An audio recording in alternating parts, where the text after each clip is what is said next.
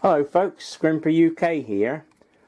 Today I thought we'd have a little chat about electric drills, just for something to do.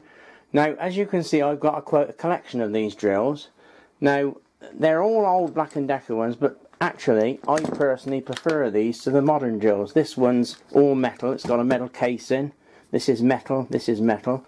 I've had it for a long time, probably over 35 years, and I'm loath to chuck them away. Now, when my brother visits, he always says to me, "What have you got all those drills for? Why do you want them all?" Well, the answer is that people give them to me. I particularly like these. I bought this one myself. Actually, that's a lie.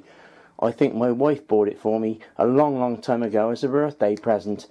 And it still works fine. It's a brilliant little drill.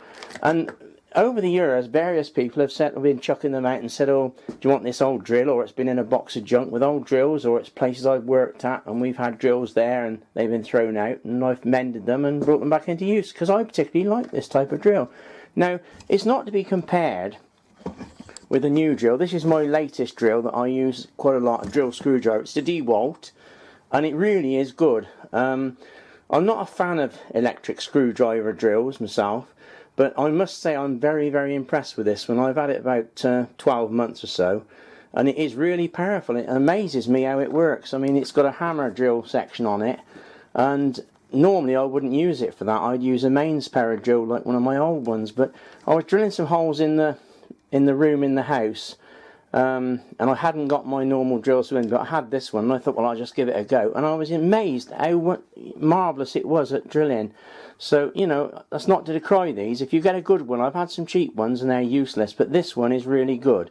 But that's not what we're talking about today. We're talking about the old-fashioned power drills. Now, this is an old one. I haven't plugged that one in, so it's not working. This one's probably going, but you can see it still works perfectly alright. It's a mechanical 2-speed. It's got a hammer drill section there, and it's an acceleration trigger so that you can have it running very slowly or top speed. There's nothing wrong with it, so why would I throw them away? Now the problem is, as you can see, they're all on the bench in a great big heap. Now I'm not suggesting that's how I normally keep them, but normally they're on the bench, and I think, well, how can I store these things? And for years and years I've struggled with this problem, because I think if I put them in a cupboard, I won't bother getting them out to use them. On the other hand, if they're all over the benches, you know, they're a nuisance, they're in the way. And I do tend to have, sometimes I'll have 3 drills working that, you know, like one will have a countersink bit in, and one will have a different size drill in, and one will have another drill in. And so I do use them all. So I try to think of a way of storing them, and that's what I'm going to show you today. Now I'm going to move the camera around and show you what I've done. There you go. That's my drill storage thing. What I'm going to do, I'm going to put the drills back in and move the camera a bit closer so you can have a better look at it. There we are then. This is my drill storage rack. It might not look beautiful, but I think it does the job. I couldn't think of any better way of doing it. I just found a space on the wall, and which is tricky in this workshop because everything seems to be well filled up, as you can see if you look around. What I'm going to do one day, I'm going to show you around my workshop properly and explain all the machines and things and what I do and how it all works. But I'm not going to do it today because it's a bit muddly and I want to tidy up first. But there's my drill rack. I just thought it might be of interest to somebody who's had a similar problem with electric drills. You can see it's just a couple of brackets with a back plate and a top, and I've made holes so the drills fit in. The awkward part is the flexes. I've just curled them around the drills, which isn't the best way, but it does keep them tidy.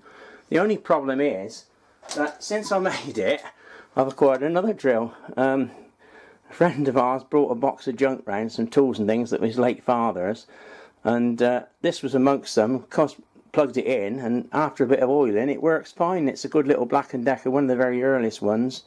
It's a single speed, but it does the job. So I've got another one now, and there's no space for it, so I'll just plonk it on the front, I think, for now. I'll tell you. So there we go, that's Scrimpers drill rack. Thank you very much for watching. You might like to see my German Shepherd dog. Paddy! Paddy, that's Paddy. You might see him in a few of my videos because he always seems to hang about when I'm working. Paddy? Paddy, look this way. He's a rescue dog. Can you believe somebody didn't want him? He's just under 2 years old. He came to us when he was about 13 months. Oh, he's off now. He must have heard something outside.